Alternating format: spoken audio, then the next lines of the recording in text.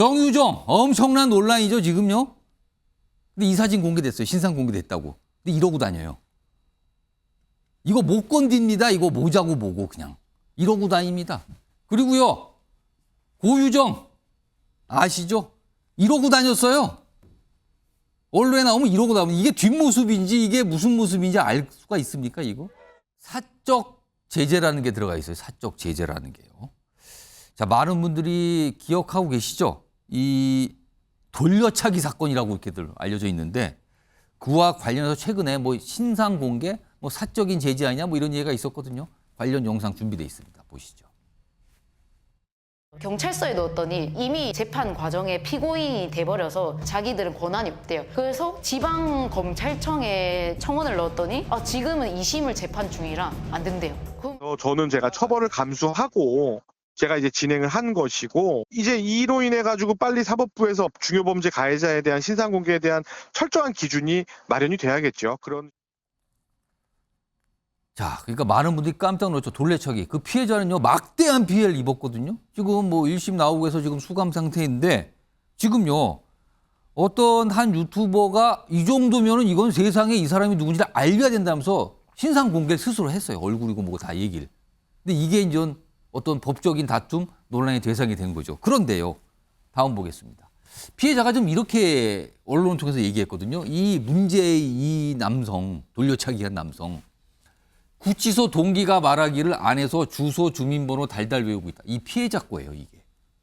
달달 외우고 있답니다. 이거 왜 외우고 있습니까, 이거? 계속 탈옥해서 대로 한다고 얘기를 한다. 뭐 이런 얘기를 들었다는 거예요, 지금 피해자가. 그럼 이 피해자는 얼마나 공포심을 갖고 있는 겁니까? 이런 상황에서 이 문제의 이 남성에 대해서 어떤 개인 유튜버가 신상 공개를 그냥 해버린 겁니다. 그러니까 이걸 사적 제재 아니냐 이런 얘기가 나오는 거죠. 자, 이걸 어떻게 봐야 되냐는 거죠, 지금요.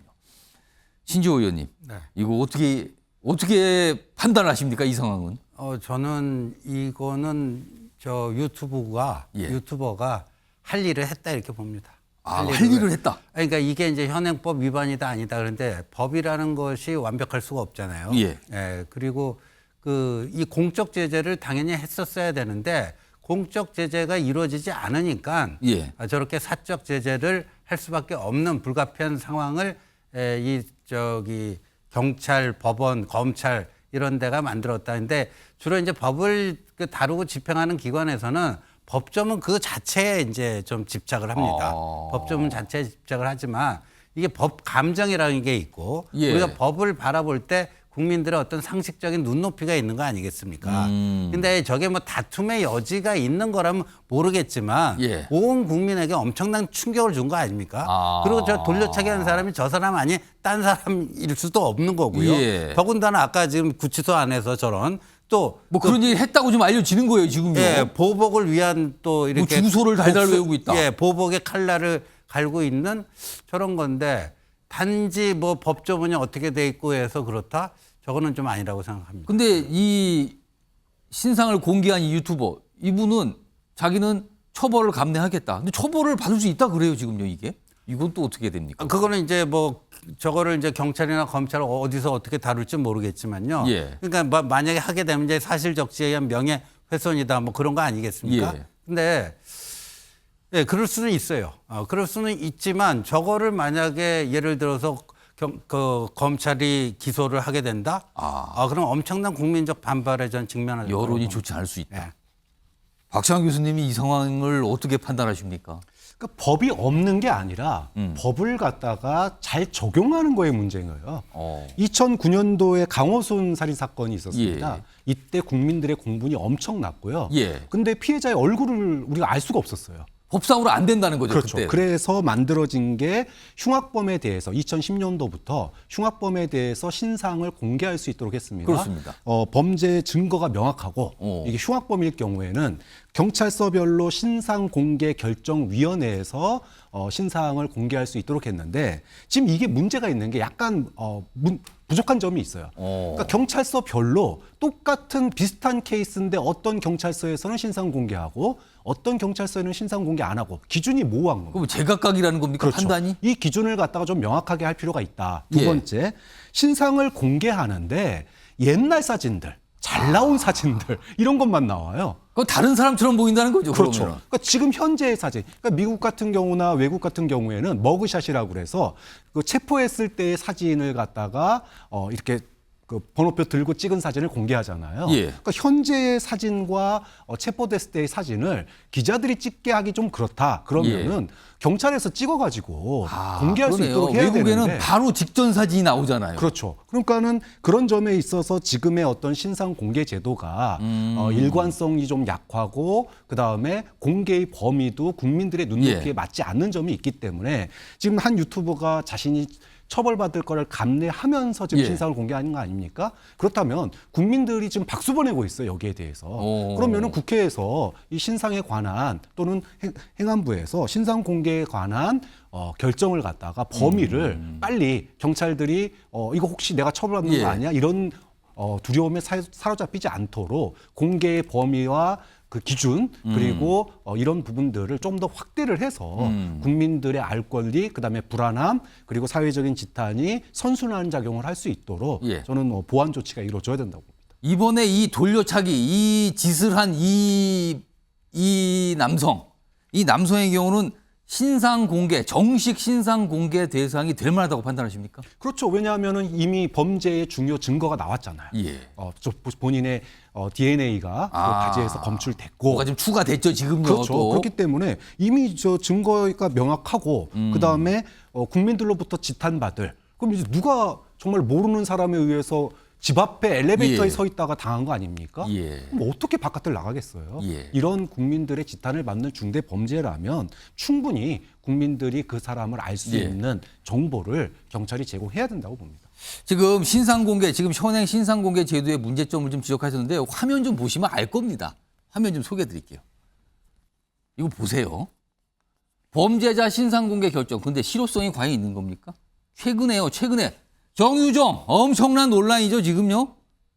근데 이 사진 공개됐어요. 신상 공개됐다고. 근데 이러고 다녀요. 이거 못 건딥니다. 이거 모자고 뭐고 그냥. 이러고 다닙니다. 그리고요. 고유정 아시죠? 이러고 다녔어요. 언론에 나오면 이러고 나오면 이게 뒷모습인지 이게 무슨 모습인지 알 수가 있습니까, 이거? 그리고요. 신당역 살인 전주환 같은 사람으로 보이십니까? 이런 게 공개돼서 이 사진이요. 자, 그럼요. 관련 영상도 있습니다. 확인해 보겠습니다. 살인죄 체포인데 긴급 체포하겠습니다. 수가. 오전 10시 32분경으로 살인죄는 긴급 체포하겠습니다. 왜요? 변호인을 설명할 수 있고 불리한 짓을 거부할 수 있고 체포 접수를 신청할 수 있어요. 그런 적 없는데. 우리가 다 먹었는데.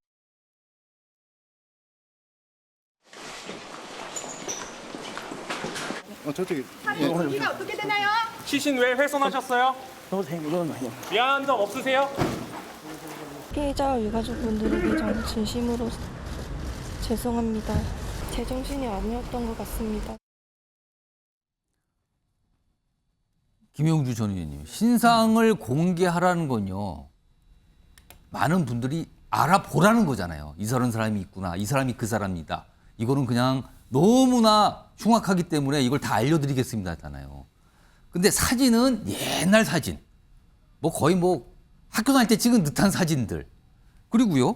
실제 이 사진이 공개돼도요. 지금 보세요. 마스크 쓰고 모자로 내리면요. 누군지 알 도리가 없어요. 저러고 나와요. 매일 언론에. 그리고 저걸 건들면 안 된다 그럽니다. 또 만지면은. 이거 신상 공개 실효성이 있습니까? 그러니까 이제 저기서 이제 개인정보 보호에 대한 권한이 영역들이 저는 흉악범에까지도 일반적으로 적용해야 된다라고 하는 부분들을 좀 손질을 봐야 될 것 같습니다. 예. 우선 어떤 공식적으로 하나의 보편적 기준을 가지고 흉악범으로 신상 공개를 하기로 했으면 가장 최신의 머그샷을 올리고 그다음에 실제로 저와 같은 이렇게 이동할 때 예. 기자들한테 했을 때도 수사관이 얼굴을 가렸을 때 마스크를 벗게 하거나 모자를 벗게 하는, 즉 마스크나 모자를 쓸 수 없게 하는 제재를 가할 수 있도록 예. 해줘야만 그것이 실효성이 있겠죠. 많은 분들이 고유정 머리카락 보세요. 이러고 나왔거든요. 이걸 네. 보고 많은 분들이요. 참으로 어처구니가 없어 했어요. 이걸 보고요. 그러니까 그런 부분에 대하여 예. 실제적으로 우리가 보호할 가치가 있는 어떤 권한과 가치가 없는 권리에 대해서 좀 구분할 필요가 있을 것 같습니다. 그래서 어차피 신상 공개하기로 결정됐으면 예. 어떤 형태로든 마스크를 쓴다든지 머리를 저렇게 완전히 가린다든지 모자를 쓴다든지 하는 행위는 옆에 있는 수사관들이나 예. 법원에서 교도관들이 제재할 수 있는 그런 권한도 같이 줘야만 저게 실효성이 있고 또 사진도 뭐 최근 3개월 이내라든지 어떤 머그샷이라든지 그런 기준을 조금 더 구체화할 필요는 있을 것 같습니다. 김지섭 위원장 체포되잖아요. 수감도 되고 사진 찍는 게 그렇게 어렵습니까? 이제 법적으로 아무래도 까다롭다 보니까 이제 최근에 사진들을 공개하지 못하는 여러 가지 이유들이 있는 것 같은데, 그러니까 그런 그 문제가 고민들이 좀 있는 것 같아요. 이제 뭐냐면 실제로 신상 공개를 했는데 누명이었던 경우들이 있거든요.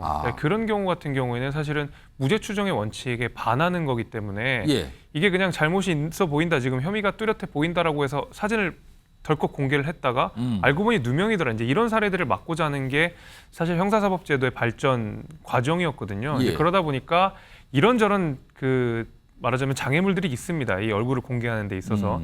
그래서 사실은 국민들께서 보시기에 어떻게 저 얼굴이 저 얼굴이냐, 그리고 저렇게 하느니 차라리 공개 안 하는 게 낫지 않느냐, 그러니까 비판이 못하러 공개를 하는 건가 그런 그러면 도대체? 비판이 나올 수밖에 없는 겁니다. 그 부분이 이제 대단히 아쉽기도 하지만 한편으로 또 우리가 머그샷만 가지고 이야기할 게 아니라 예. 아까도 우리 그 돌려차기 피해자 사건과 마찬가지로 피해자에 대한 지원이나 보호책이 너무 없습니다. 그러니까 가해자를 공개하는 면도 이 형사법제도에서 중요한 예. 문제지만 그 반대에 있는 피해자들을 보호하는 지금 제도가 너무 부족하다라는 지금 거. 이 피해자 굉장히 불안에 떨고 있을 걸로 예. 보입니다. 지금요. 그러니까 지금 가해자가 누구냐에 모든 전 국민 시선이 다 쏠려 있지만 사실 피해자가 겪고 있는 피해에 대해서는 우리가 제대로 되지 못한 관찰이 있다 보니까 아무래도 예. 이제 그런 부분들이 같이 좀 개선이 되면 좋겠다 이런 생각 갖고 있습니다.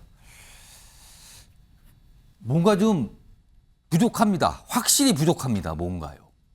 진지하게 그 부족한 부분을 채울 수 있고 그리고 그 부족한 부분을 채우다가 또 탈이 안 나게 논의를 좀 해야 될 것 같습니다.